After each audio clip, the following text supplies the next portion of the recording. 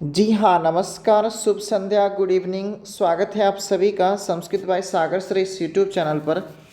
क्या हालचाल हैं, कैसे हैं आप सब? सर्दी का मौसम है, बारिश हो रही है जगह जगह पर।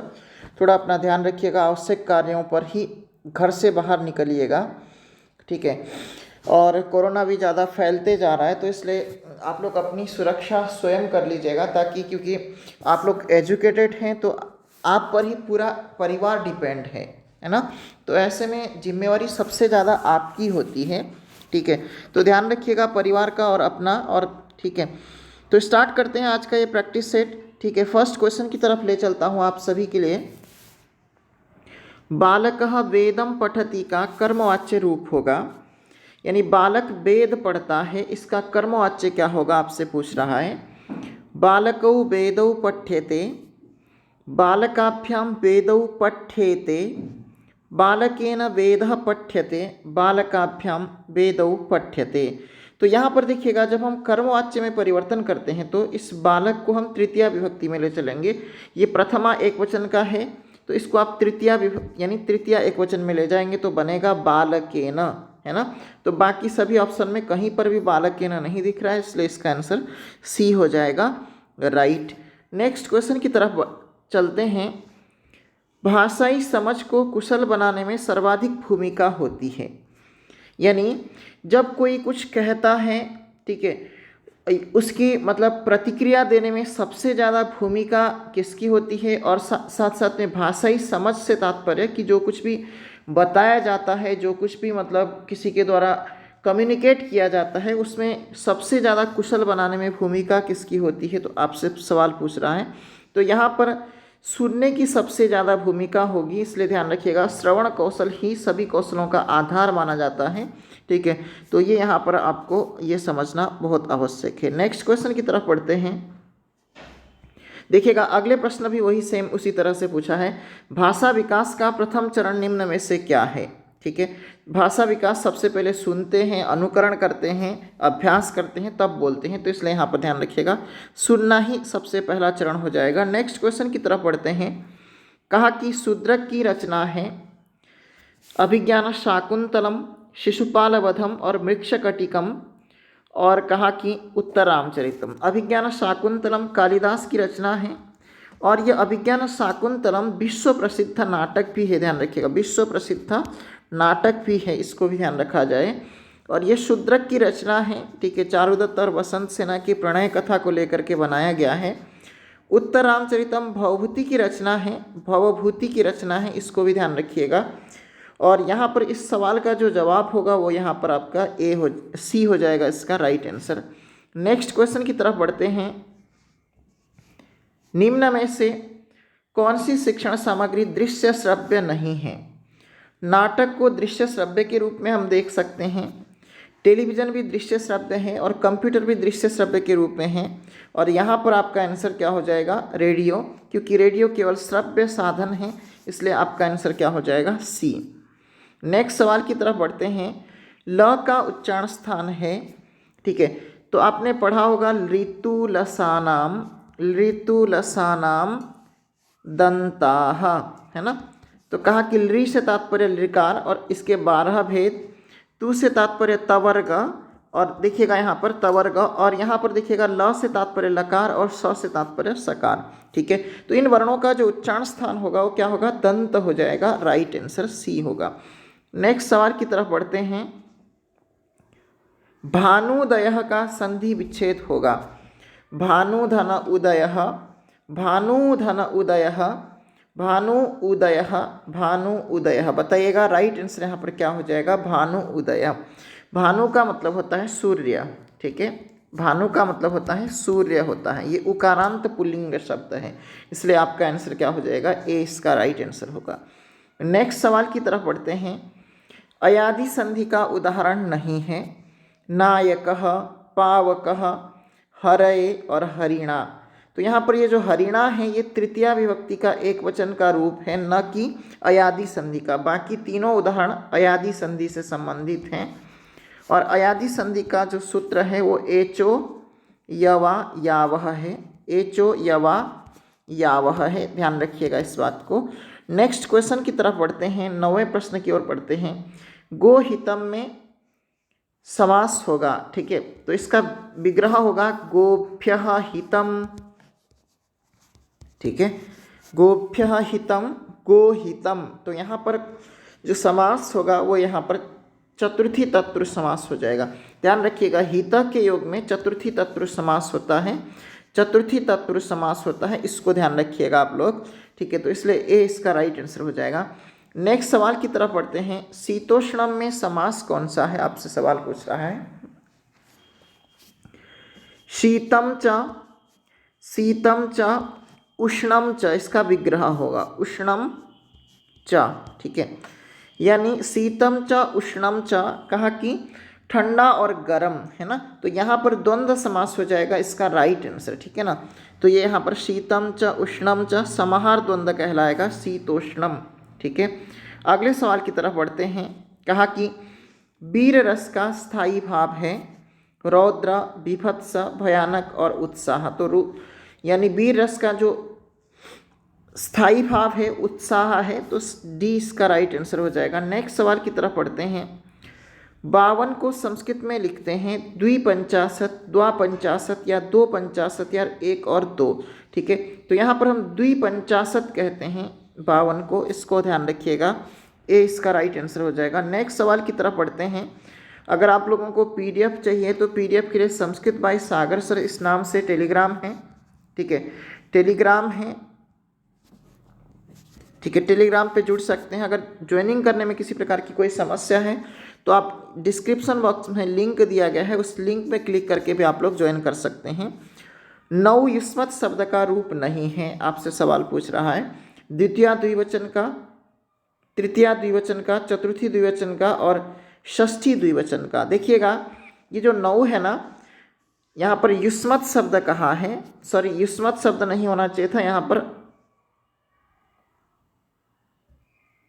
ठीक है, यहाँ पर अस्मत् शब्द होना चाहिए था, ये गलत टाइपिंग है, अस्मत् शब्द होना चाहिए।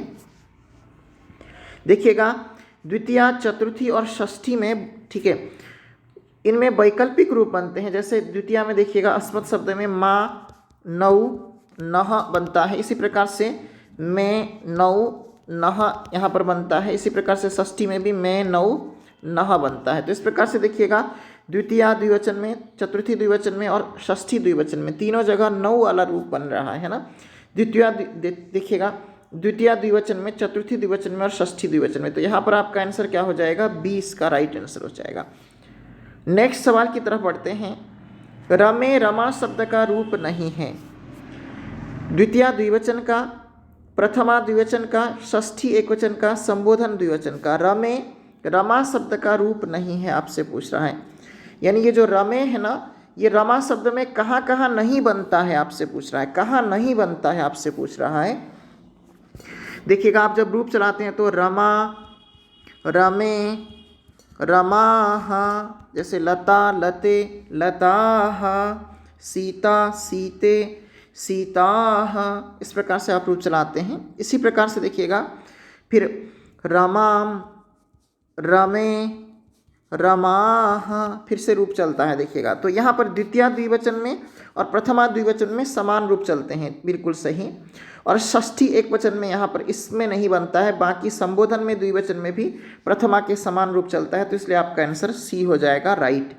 नेक्स्ट सवाल की तरफ बढ़ते हैं। पा धातु में त प्रत्यय करने पर रूप क्या बनता है।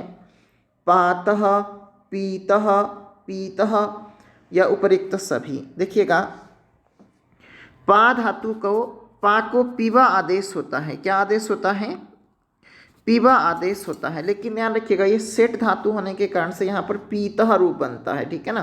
तो यहाँ पर 20 का राइट आंसर हो जाएगा, इसको नोट करिएगा, बहुत इंपॉर्टेंट धातु है। नेक्स्ट सवाल की तरफ बढ़ते हैं। के लिए अर्थ में प्रत्यय होता है त्वा प्रत्यय, क्षत्रि प्रत्यय, तुमुन प्रत्यय या फिर त प्रत्यय। त्वा प्रत्यय का प्रयोग देखिएगा करके इस अर्थ में करते हैं, हिंदी के अर्थ में अगर हम लें तो। क्षत्रि प्रत्यय का प्रयोग आप क्रिया की निरंतरता दर्शाने के लिए, क्रिया की निरंतरता को दर्शाने के लिए, निरंतरता ध्यान रखिएगा, और ये वर्तमान काल में ही आप इसका प्रयोग करते हैं, वर्तमान काल के अर्थ में। तुमन प्रत्यय का प्रयोग के लिए इस अर्थ में करते हैं और त प्रत्यय का प्रयोग केवल भूतकाल में करते हैं, भूतकालिक क्रिया को दर्शाने के लिए। सी इसका राइट आंसर हो जाएगा। नेक्स्ट सवाल की तरफ बढ़ते हैं। प्रेरणार्थ में प्रत्यय होता है प्रेरणार्थ, ठीक है। प्रेरणार्थ का मतलब होता है, देखिएगा सबसे महत्वपूर्ण बात आपको ध्यान रखना है, कई बार इच्छार्थ में कौन सा प्रत्यय होता है आपसे सवाल पूछ सकता है। तो सन प्रत्यय का प्रयोग हम इच्छार्थ में करते हैं, सन प्रत्यय का, और ये जो णिच प्रत्यय का प्रयोग है ना हम प्रेरणार्थ में करते हैं। इसको ध्यान रखिएगा, ये दो शब्द बहुत महत्वपूर्ण। और देखिएगा ये जो यंग प्रत्यय का प्रयोग है ना क्रिया की बार बार करने के अर्थ में, क्रिया के बारंबारता के अर्थ में आप इसका प्रयोग करते हैं, बार बार होने के अर्थ। और यक प्रत्यय का प्रयोग ध्यान रखिएगा कर्मवाच्य और भाववाच्य के जो क्रियापद बनाते हैं, जैसे भूयते, लिख्यते, पठ्यते, है ना, तो इसमें यक प्रत्यय का प्रयोग होता है, ठीक। तो यहाँ पर आपका आंसर क्या हो जाएगा, बी इसका राइट आंसर हो जाएगा। नेक्स्ट सवाल को देखिएगा।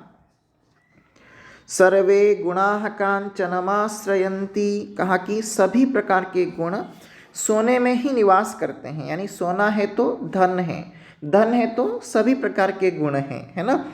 तो ये जो पंक्ति है, इस पंक्ति का संबंध किस ग्रंथ से है?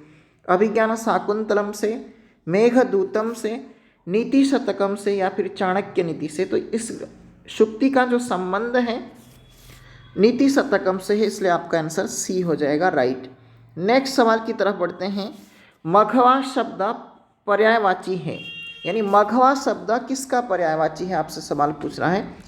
विष्णु का, शिव का, ब्रह्मा का, इंद्र का। यानी मघवा का मतलब होता है बहुत प्रकार के धन धान्यों को देने वाला, इसलिए यहाँ पर इंद्र को हम मघवा कहते हैं, ठीक है, ठीक है, ध्यान रखिएगा। डी इसका राइट आंसर हो जाएगा। नेक्स्ट देखिएगा। रात्रिर्गमिष्यति भविष्यति सुप्रभातम, पद्यांश का संबंध किस रचनाकार से है, ठीक है। तो ये जो पंक्ति है बहुत फेमस पंक्ति है, इसकी कहानी मैं किसी दिन आपको समझाऊंगा, ठीक है।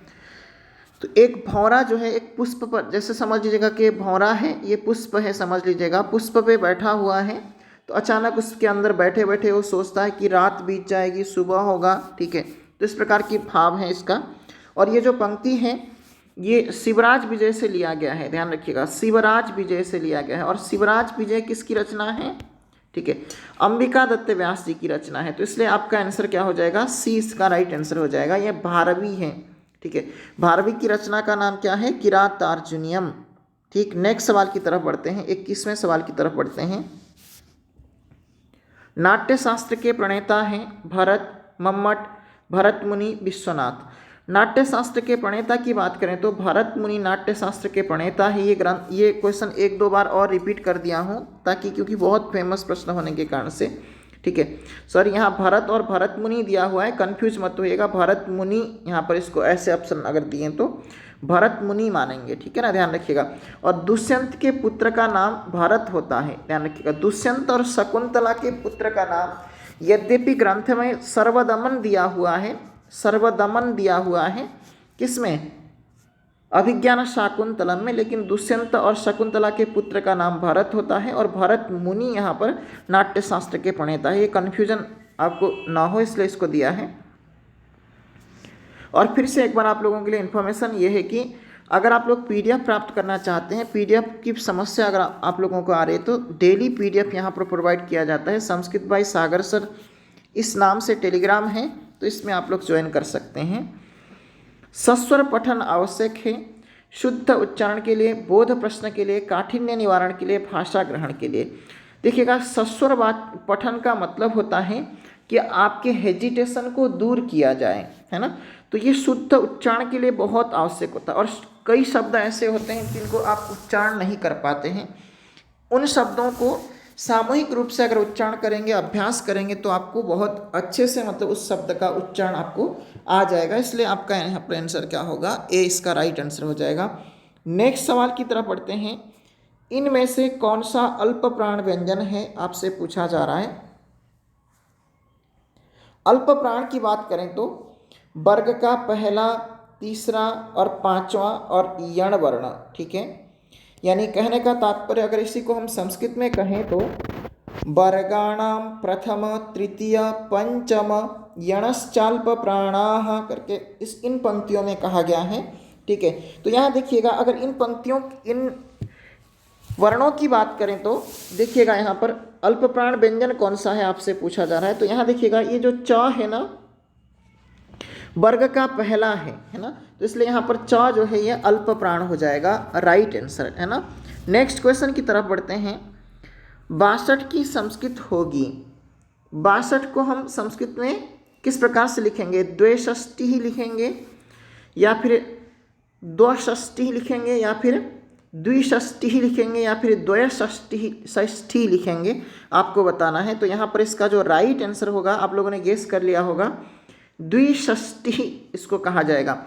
60 को ध्यान रखिएगा, इसको षष्ठी ही कहा जाता है, न कि षष्ठी, इसको कन्फ्यूज मत होइएगा, षष्ठी। ठीक है, ध्यान रखिएगा, ये गलत है 60 के लिए, यहाँ पर बहुत ज़्यादा कन्फ्यूज होते हैं आप लोग। ठीक है, 25वें प्रश्न की तरफ पढ़ते हैं। भवत शब्द का षष्ठी विभक्ति एक वचन का रूप होगा, यानी भवत शब्द, ठीक है, भवत शब्द का षष्ठी विभक्ति एक वचन का रूप आपसे पूछ रहा है। ठीक है, ध्यान रखिएगा इस चीज को। तो यहाँ पर देखिएगा भवतः, ये यहाँ पर बनेगा, तो इसलिए भवतः यहाँ पर इसका राइट आंसर हो जाएगा बी। नेक्स्ट सवाल की तरफ बढ़ते हैं। भूतकाल में कहा कि भूतकाल में लकार प्रयुक्त नहीं होता है, यानी कौन सा लकार भूतकाल में प्रयोग नहीं होता है आपसे पूछ रहा है। लुंग लंग लिट है ना, तो इन तीनों लकारों का प्रयोग आप भूतकाल में करते हैं, लेकिन लिंग लकार का प्रयोग जो है हेतुमत भविष्यत के अर्थ में करते हैं, हेतुमत भविष्यत के अर्थ में आप इस लकार का प्रयोग करते हैं, ध्यान रखेंगे इस बात को। डी इसका राइट आंसर हो जाएगा। नेक्स्ट सवाल की तरफ बढ़ते हैं। संस्कृत व्याकरण में संधि के प्रकार हैं, संस्कृत में संधि कितनी है आपसे पूछ रहा है। तो 3 प्रकार की संधियां हैं, कौन से? अच संधि जिसको आप स्वर संधि के नाम से जानते हैं, हल संधि जिसको आप व्यंजन संधि के नाम से जानते हैं, है ना, और विसर्ग संधि। ठीक है, तो ध्यान रखिएगा ये 3 संधियां हैं संस्कृत व्याकरण में। नेक्स्ट सवाल की तरफ बढ़ते हैं। योग के अंग कितने हैं? योग के अंग कितने हैं?